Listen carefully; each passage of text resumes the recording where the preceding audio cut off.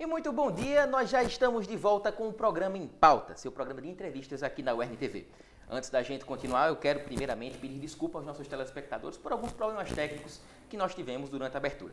Mas agora, com tudo resolvido, vamos começar o nosso programa. Eu sou o seu apresentador Danilo Queiroz e bem, fazendo a minha estreia hoje aqui nesse programa. Antes da gente continuar, eu preciso também registrar aqui o agradecimento aos amigos Ayrton Everlândio e Karine Furtado, que por muito tempo tomaram conta aqui do Em Pauta. O seu trabalho foi simplesmente fantástico e, bem, me desejem sorte nessa passada de bastão. Agora, como é um programa de entrevistas, vamos ao nosso convidado.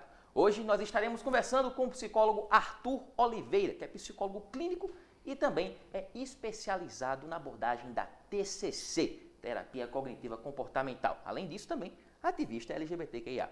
Arthur, muito obrigado pela sua presença aqui no nosso programa. Nada, eu que agradeço pela participação, né, de estar num programa assim tão importante quanto esse, né, para estar falando sobre um tema que realmente é necessário, não só nesse mês do orgulho LGBTQIA+, como em todos os meses do ano.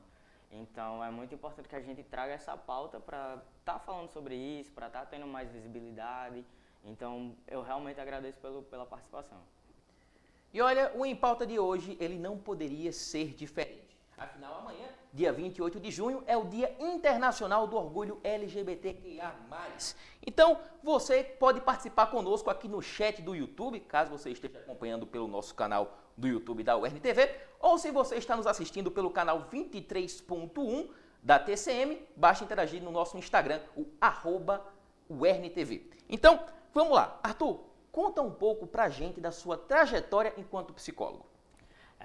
Então, eu já tenho mais ou menos uns 2 anos que eu concluí a faculdade e aí, né, através dessa faculdade me proporcionou várias coisas, né, inclusive essa proximidade com a temática, porque a gente sempre tinha que levar essa temática praticamente para ser discutida dentro da sala de aula. E aí, através dessa temática, a gente sabe que é algo muito importante dentro da psicologia para estar falando sobre isso, né? Porque a psicologia, ela abrange várias questões. E as questões sociais, elas são fundamentais para que a gente se construa não só como seres humanos, mas como profissionais também. E aí, através dessa temática, não só dessa, mas de outras também, eu fui me tornando um profissional mais, como é que eu posso dizer, mais centrado, não só nessas questões, mas da área também que eu escolhi, né, que foi a TCC, que é a Terapia Cognitivo Comportamental.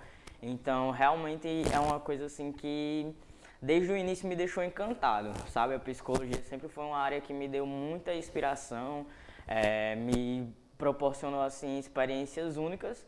Então eu fico realmente muito agradecido a todos esses anos que eu passei, né, na psicologia e até hoje eu ainda acho que quando a gente termina a faculdade não é assim um encerramento de um ciclo, é apenas como se fosse uma volta para que a gente dê continuidade a outro ciclo e vá cada vez mais à frente. A quebra dos preconceitos dentro da psicologia é uma coisa que está cada vez mais em evidência, porque a gente sabe que lá atrás, inclusive, existiam práticas até de terapia de choque e de reversão para poder, entre aspas, curar pessoas LGBT. Como é que você enxerga esse processo de desconstrução da psicologia enquanto uma área da saúde, se abrindo mais essas possibilidades e entendendo mais cada uma dessas pessoas? Em relação a essas questões, tipo, eu pelo menos enxergo isso como uma coisa significativa. Apesar de que, infelizmente, a gente sabe que existem, né, muitas pessoas dentro da psicologia que ainda concordam com esses pensamentos, concordam com esse tipo de terapia, né, entre aspas, porque, infelizmente, aí não tem como chamar isso de terapia, não tem como chamar de psicologia. E, no caso desse processo, desse avanço, é muito, muito importante que a gente esteja batendo na mesma tecla todos os dias, se possível, para que realmente as pessoas consigam enxergar que a psicologia não é isso, que a psicologia ela não está só dentro daquela psicologia clínica, por exemplo, ela também tem outros horizontes e ela precisa ser levada, né, para todos esses lugares e que realmente ela consiga fazer a diferença, digamos assim, na vida dessas pessoas, para que nunca mais se repita os cenários que aconteceram há alguns anos atrás. Arthur, parte do seu atendimento envolve pessoas do público LGBTQIA. E isso dentro de Mossoró e até no âmbito do Rio Grande do Norte. Como é que você, enquanto profissional, enxerga as questões pertinentes à saúde mental dessas pessoas aqui na região e no estado? Então, essa questão da saúde mental é uma coisa que é muito importante para a população LGBT, porque a gente sabe que a população LGBT ela tem uma saúde mental fragilizada, né? E mais especificamente as pessoas trans. A gente tem uma taxa, né, de tanto assassinatos quanto suicídios gritantes em relação à questão das pessoas trans. E aí, essa questão de saúde mental, ela deve ser, né, levada para que justamente essas pessoas elas tenham mais acesso, né, a esses serviços de saúde mental, tenham mais acesso a cuidar da sua saúde, não só da saúde mental, como na saúde física também, mas no meu caso, né, por ser um profissional de saúde mental, eu tento levar essa questão da saúde mental para que essas pessoas elas sobrevivam, digamos assim, elas continuem vivas, porque infelizmente é muito triste quando você vai analisar os dados e você percebe que as pessoas simplesmente não aguentam mais sofrer preconceito e aí acabam tirando as suas próprias vidas. Então é uma coisa extremamente pesada, delicada e tudo isso envolve a questão de políticas públicas, de acesso à saúde, à educação, tudo, realmente está tudo relacionado e a gente precisa muito estar falando sobre isso, precisa muito estar debatendo sobre esse tema, para que realmente essas pessoas elas consigam, né, ter acesso a esses serviços. Com toda certeza. Então, vamos continuando aqui. A gente já pode chamar intervalo? Chama intervalo? Chama intervalo? Então, pessoal, daqui a pouco a gente vai voltar com o segundo bloco do Em Pauta. Estamos conversando aqui com o psicólogo clínico Arthur Oliveira, que é especialista na abordagem da TCC e também ativista LGBTQIA+. Não saia daí, daqui a pouco a gente volta com mais Em Pauta.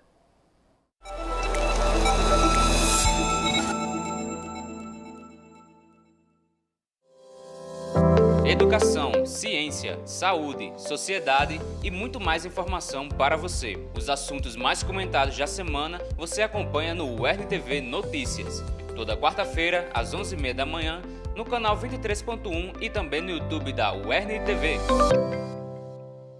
Tem músicas que eu escuto e eu me arrepio, eu me emociono, traz um sentimento diferente. Buscando boa música? Bora lá! É só entrar no embalo desse Brasil de muitos ritmos, de várias vozes, de todos os cantos e recantos do nosso país. Você vai ficar com o ombrinho balançando, com a cabecinha balançando e curtindo o som. Faixa Musical, todo domingo, a partir de 9 da manhã, no Futura. Que tal desvendar pequenos e grandes mistérios comigo? Eu estou pronta para investigar todas as curiosidades e os principais assuntos da biologia. É isso aí, a gente vai se encontrar para falar sobre ciências humanas, plantas, animais, de tudo um pouquinho. E esses assuntos vão dar o que pensar, hein? Partiu? Biologando, toda quarta, 7h30 da noite, no Futura. Toda quinta-feira, às 11h30 da manhã, você confere o programa Saúde em Foco. Informações sobre diversas áreas da saúde com profissionais especializados para tirar todas as suas dúvidas. Toda quinta-feira, às 11h30 da manhã, no canal 23.1 e também no YouTube da UERN-TV.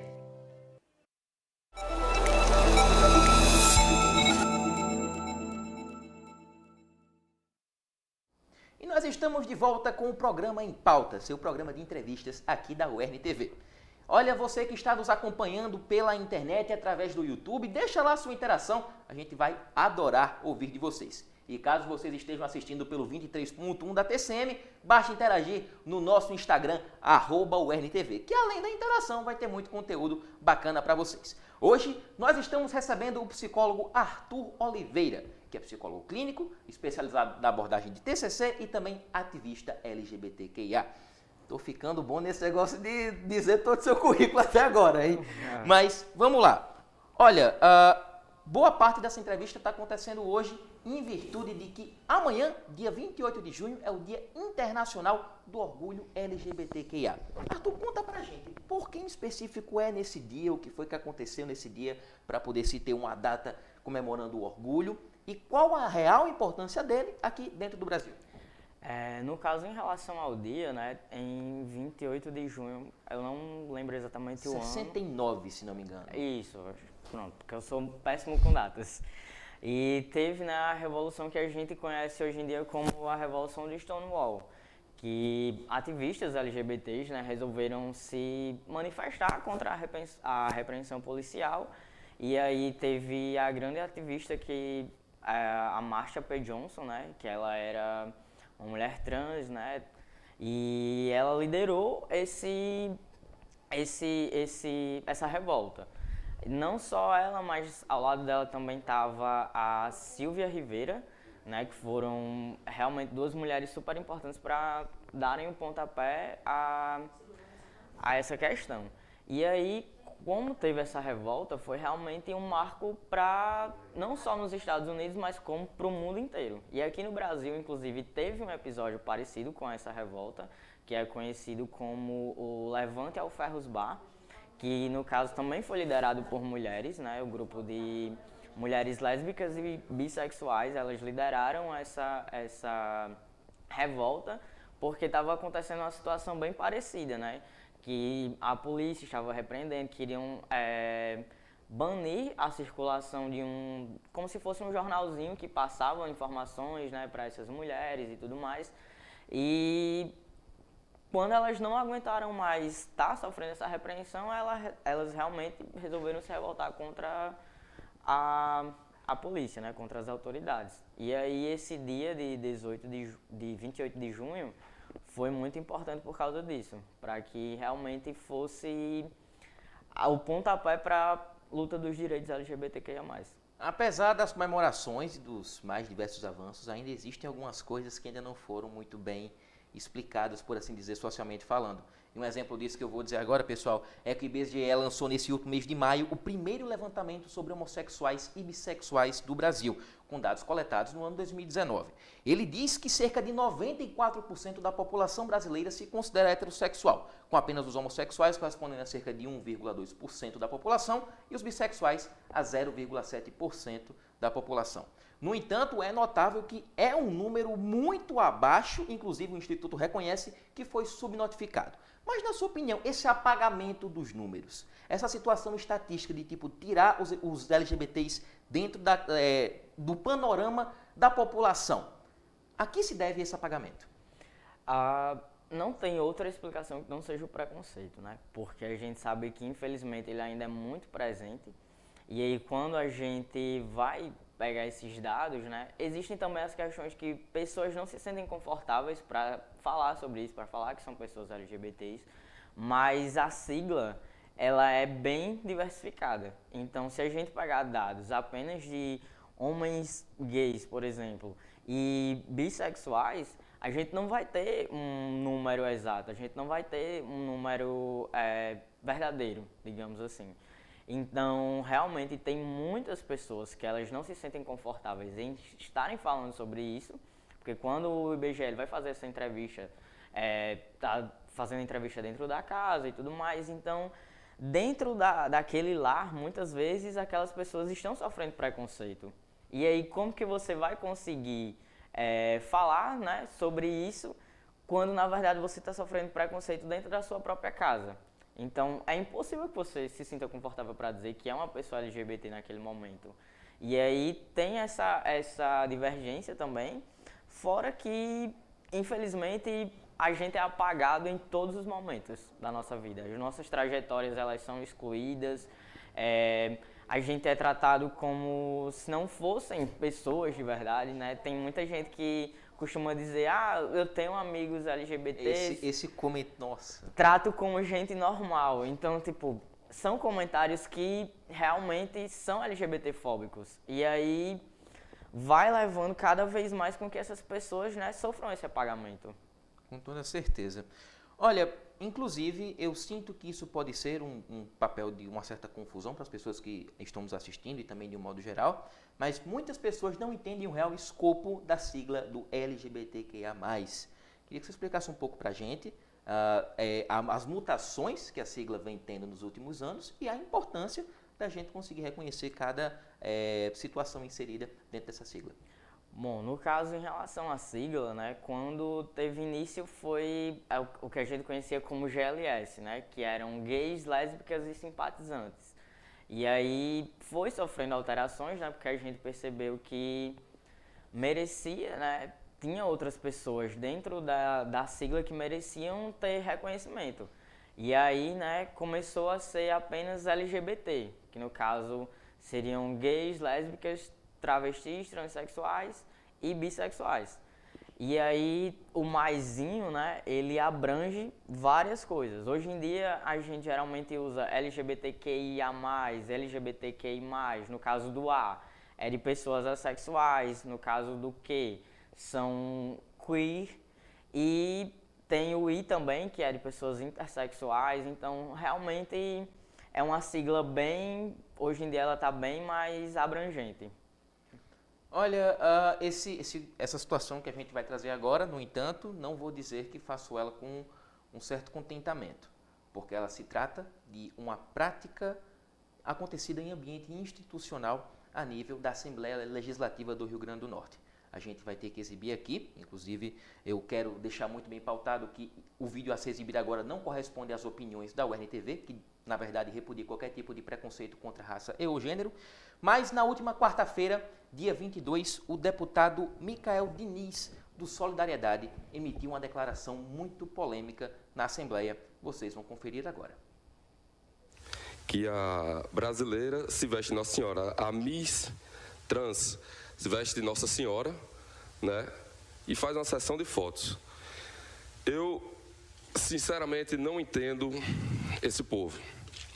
Pedem respeito e desrespeitam a fé alheia, buscam fazer uma lacração de forma absurda, né? Não tem o menor senso ético e moral, é uma libertinagem extremamente acentuada, querem corromper as crianças, querem sensualizar as coisas, querem queimar a Bíblia, como já fizeram, colocaram crucifixo onde não deviam. E, sinceramente, eu acredito que esse povo precisa de um tratamento psiquiatra urgente. Inclusive, a deputada aqui do PT, a Isolda, né, disse que ia fazer aqui 60 anos da psiquiatria, o dia comemorativo. Pronto, devia aproveitar e trazer uns psiquiatras para tratar esse pessoal, porque não é normal essa falta de respeito. Infelizmente, apesar dessa fala ter sido reproduzida em um ambiente institucional, ainda é uma crença que muitas pessoas têm sobre pessoas LGBTQIA+. Então, Arthur, comenta pra gente a sua opinião acerca desse vídeo e essa questão que ainda algumas pessoas insistem que pessoas LGBTQ precisam ser tratadas psiquiatricamente. Isso é um mito, né, que já ficou mais do que comprovado cientificamente, que essas terapias de reversões elas não são eficazes. Não só a homossexualidade, mas como a transexualidade também, são coisas que já foram retiradas, né, do processo. A OMS já retirou, né, não são doenças, já ficou mais do que comprovado que não são doenças. Então, realmente, quando uma pessoa fala sobre isso, fala com essas palavras de que essas pessoas precisam de tratamentos psiquiátricos e tudo mais, isso é de uma violência extremamente gritante, sabe? Porque teve todo um período em que essas pessoas sofreram muito, muito mesmo, internadas em hospitais psiquiátricos, sofrendo repreensão fora deles também, porque no caso sofriam violência fora dos hospitais e quando eram capturadas, por assim dizer, eram levadas para os hospitais para sofrerem mais violência ainda. Então, uma coisa que já está mais do que comprovado que não deve ser tratado como doença, que não é uma doença, ter pensamentos como esse são coisas extremamente graves, né? Porque são coisas violentas. Imagine para você que passou a sua vida inteira sendo dito como errado, sendo dito que não era uma pessoa normal, levado para, sei lá, uma igreja ou até mesmo para um profissional da psicologia para curar uma coisa que realmente não tem cura porque não é uma doença, ouvir um discurso como esse. Então é uma coisa extremamente pesada, é uma coisa que afeta, não tem como não afetar o ser humano, né? E a pessoa que utiliza dessas palavras para se referir a outra pessoa, ela pode-se dizer que é uma pessoa, eu não sei nem uma palavra assim, mas uma pessoa extremamente agressiva, uma pessoa desumana, realmente uma pessoa desumana. Porque quando você trata um outro ser humano dessa forma, diz mais sobre você do que sobre aquelas outras pessoas que você está tentando atacar. E infelizmente isso acaba entrando em paralelo com a ideia, né, que até uma estatística de que o Brasil, pelo 4º ano consecutivo, foi o país que mais matou pessoas LGBTQIA no mundo. Mas a gente não pode simplesmente terminar essa entrevista em um tom tão negativo e mais numa questão de sugestão do que pode ser melhorado. Na sua visão, a nível de políticas públicas que venham a auxiliar pessoas LGBT, tanto a nível de saúde mental quanto social, o que é que poderia ser feito? Em relação a essa questão, primeiramente diálogo, né? Porque a gente precisa desse diálogo para conseguir levar essas pautas e tudo mais e realmente dar oportunidade às pessoas para estarem falando sobre isso. No caso, principalmente dar oportunidade às pessoas LGBTs para estarem falando sobre isso. Porque não há como fazer políticas para nós sem nós. No caso, é uma frase que é sempre dita, né, quando a gente vai estar ocupando lugares e tudo mais, porque realmente não tem. É diferente de você pegar um estudo e falar, não, a população LGBT precisa disso e aquilo. Mas se não tem nenhuma pessoa LGBT para estar discutindo sobre aquilo, como que a gente vai conseguir fazer as políticas, né? Então, realmente, essas políticas, elas já são... elas já existem na teoria, mas elas precisam ser postas em práticas. E aí, quando a gente fala dessa prática, é realmente que todos os dias esses assuntos eles estejam sendo debatidos, eles estejam sendo levados e que realmente essas pessoas elas consigam, né, ter acesso à saúde, à educação, emprego, renda, porque realmente elas merecem.